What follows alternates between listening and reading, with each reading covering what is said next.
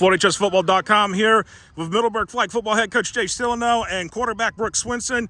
Middleburg just come off beating Clay for the third time this year, this time in the Region 1 quarterfinal in Class 1A, 27-7, as you see on the scoreboard behind here. Coach came out almost a flawless game plan, but there was a few miscues. But overall, to beat a team three times, especially when it's your biggest rival in flag football, I mean, that's hard. So, I mean, talk about how it came about game planning, especially the fact, you just faced them last week in the district tournament, beat them 20-0, played them in the regular season, beat them 20-0. You gave up a touchdown tonight, but still, the most points you put on Clay this season, it came in the playoff game. Yeah, so I mean, obviously they're really well coached. I mean, clearly, right? So that going in, and they're going to be disciplined. They're going to do all the little things. So then you got to play them three times, and so that's extremely difficult. So I mean, so kind of put yourself in a spot, right? I mean, you've had success against them. So why is it a big game? It's a big game because all the things you did to get there, right? So we can't all of a sudden just change all the things we do. So we just try to tweak, something here and there, and just try to be better at it. If you really want to know the truth, and at the end of the day, we put a lot on this kid to make a lot of plays and to kind of be our eyes and our ears out there and to get us out of bad places, so to speak.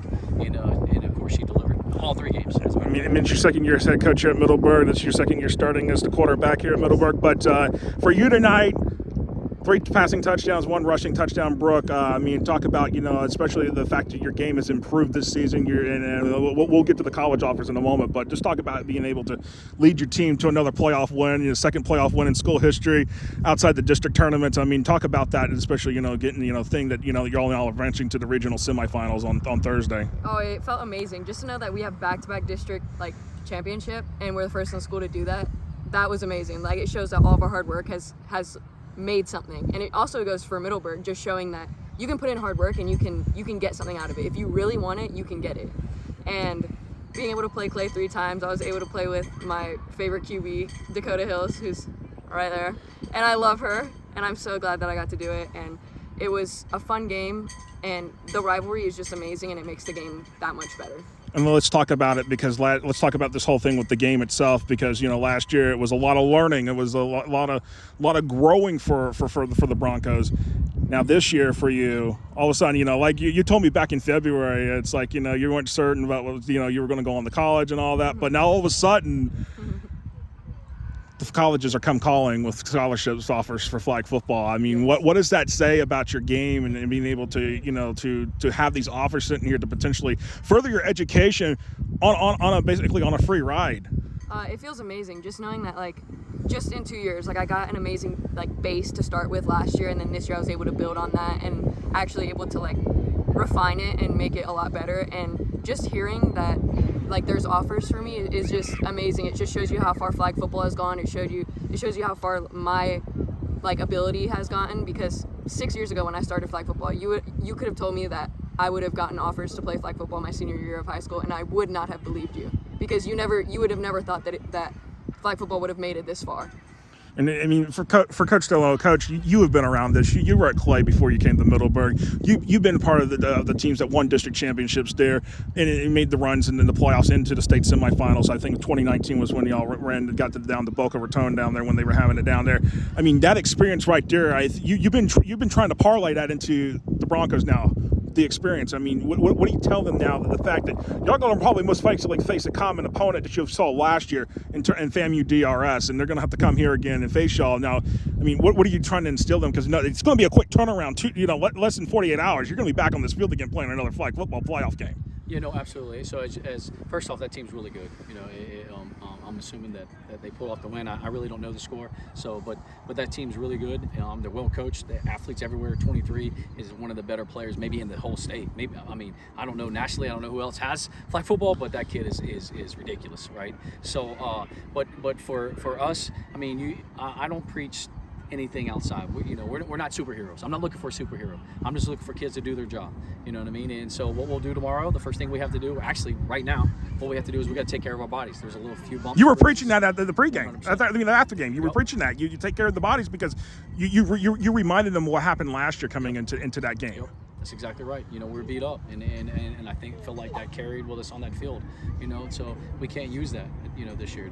I mean, everybody's got bumps and bruises. You know, we got to find a way to get some ice on it, and get some fluids in our body, and flush all that out of our system, hopefully, and show up tomorrow, watch a little film, and go over a game plan that hopefully makes us successful.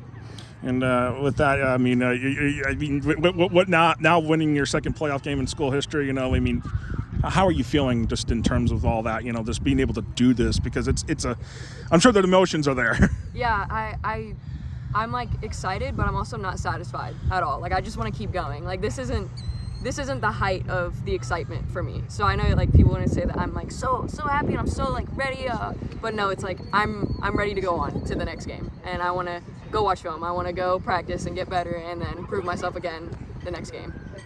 Yo, I mean, that's the right mentality, you know, and that's kind of what we preached, you know, and so to be excited, you know, as a whole program, as a whole school, as a community, but you know, well, one quick thing before the thing, let's explain that, because there has been a culture shift at Middleburg. It's been, and it's not just flag football, it's been the entire athletic program, it's been the entire school with the academic side. I mean, talk about that, because I think people need to be reminded, you know, where was Middleburg a few years ago? Middleburg, people are asking, where's Middleburg on the map?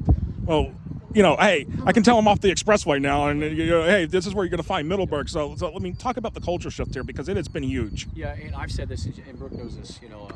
So for us in the flag football game, and people probably don't realize this, you know, across the state, because of such traditions that we have, you know, back in the late 80s, there was tradition here. You know that, Josh, but there really wasn't nothing happening, and there was great people, great kids, the staff, the community, all that was here. The ingredients was here. They just needed someone to lead the way.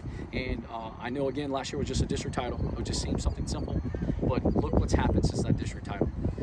Tackle went 5-5. They had their first, the first non-losing season since 2003. That was a huge right there. Softball makes a run, and you know, comes up just a little short for the Final Four. You know, baseball made the playoffs last year, and I mean, you just seen that. And then you turn around to football this year, like you said, the 5-5, and you know, the volleyball team goes in the playoffs. Who's always traditionally good, but you know, there was just so many things. The boys weightlifting team, the first district championship in the. I mean, you've even had golf championships here. I mean, that's. It's been impressive, and I truly believe, you know, Brooke Swenson and that group of girls, they were just a spark. Someone just was waiting on that spark. Just needed to start the ignition and fire the spark plugs. and you know, you get to see the rest of history, so to speak. I can't tell you how proud I am of her and those young ladies.